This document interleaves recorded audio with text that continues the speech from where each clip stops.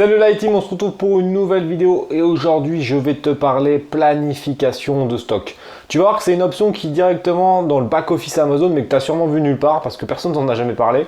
Mais c'est moi qui vais t'expliquer tout ça, donc pense à bien t'abonner à la chaîne YouTube au passage. On se retrouve en plein écran, je te montre ça et après on retournera en plein écran pour la conclusion. Donc reste bien jusqu'à la fin, c'est très important. A tout de suite.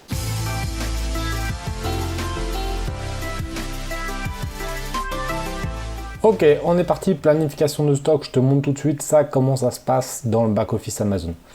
Alors, tu vas dans stock, planification de stock, ok. Tu vas aller sur le tableau de vente, donc ça va te résumer les différentes ventes que tu as, les SKU à réprovisionner. Bon là, c'est un tableau récapitulatif de tout avec les différents, tu vois, les différentes phases qui sont indiquées là, si j'arrive à descendre, ouais. Tu vois, la circulation de stock, donc ça c'est important de voir si tu as des produits qui dorment ou pas. Bon, ça grosso modo, il n'y a pas grand chose à voir, c'est juste un tableau récapitulatif.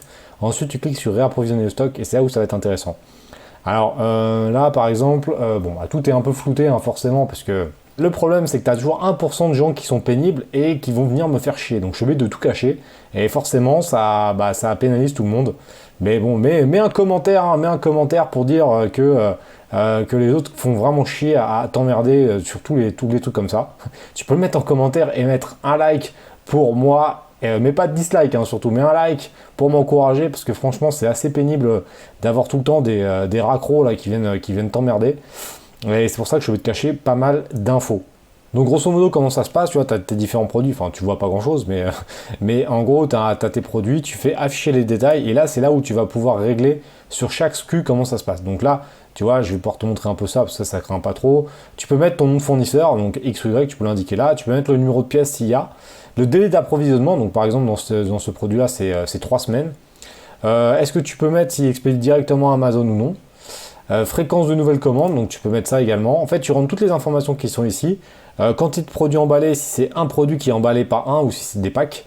Tu vois, quantité minimale pour une commande, tu peux mettre par exemple que le minimum c'est 50.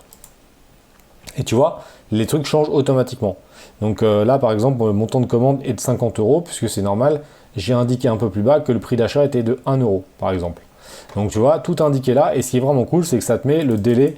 Bon, c'est un produit de test, hein, c'est-à-dire que j'en vends jamais ce produit-là. J'ai juste quelques pièces en stock qui me servent de démo pour les vidéos. Donc tu vois, par exemple, celui-ci, il faudrait que je le rapprovisionne en février.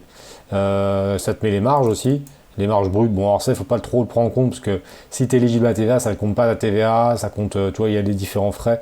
Donc grosso modo, c'est pas, moi j'aime pas trop ce genre de truc. Je ferai utiliser mon fichier perso. Et tu vois, tu as des petits récaps qui sont là en fait. Tu mets voilà, traitement en cours, le nombre de jours de stock, le nombre d'unités, le nombre de valeurs de stock, etc. Tu vois, j'en ai vendu celui-ci, j'en ai vendu 14 en 30 jours. Donc c'est vraiment pas terrible, c'est un produit que j'ai juste pour les vidéos YouTube et voilà. Donc tu vois, c'est quand même pas mal quand tu remplis ces informations ici. En gros, ça t'indique directement la date de commande. C'est-à-dire que si jamais je mets par exemple, dès que tu changes un élément, bah tu vois, ça te change des éléments qui sont ici également. Avec les numéros de commande, etc. Donc tu vois, c'est automatique. Donc, franchement, c'est plutôt pas mal, ça sert bien. Surtout que tu reçois après des messages pour te dire qu'il faut réapprovisionner. Donc tu vois, ici, si on revient en arrière, c'est dans réapprovisionner le stock. Après, tu as géré les excédents. Bah, moi, j'en ai pas. Donc, il faut mieux pas en avoir. Parce que si tu en as, ça veut dire que c'est mal géré. Donc, il faut mieux pas. Et après, circulation de stock, c'est ce que je t'ai montré tout à l'heure. Là, c'est un récap un peu de ce qu'on a vu tout à l'heure sur les 0,90, 91, 80, etc. Mais ça te met les quantités par type de produit. Donc voilà, franchement, je te conseille vraiment d'aller voir ça dans réapprovisionner le stock ou même le tableau.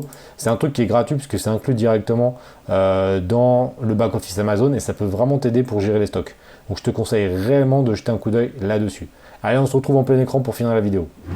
Donc voilà, je t'ai montré un petit peu comment fonctionnait la planification de stock. C'est un outil qui est vraiment très utile, surtout que c'est gratuit, donc autant en profiter. Si tu règles bien, tu peux avoir les dates de réassort assez facilement. Donc franchement, ne te gêne pas pour te servir de cet outil. J'ai dû flouter pas mal de choses comme tu l'as vu parce que comme d'habitude, hein, il y a quelques pourcentages de mecs un petit peu pénibles qui vont venir m'emmerder. Donc je suis obligé de protéger un peu ma boutique et mes produits. Donc je pense que tu le comprends. Mets un like et un commentaire hein, pour m'encourager à te partager ce genre d'informations. Et surtout, n'oublie pas de t'abonner à la chaîne YouTube si ce n'est pas encore fait. Qu'est-ce que tu attends? Il faut que tu t'abonnes. Allez, on se retrouve pour une prochaine vidéo bientôt. D'ici là, je te souhaite une bonne journée ou une bonne soirée. Ciao!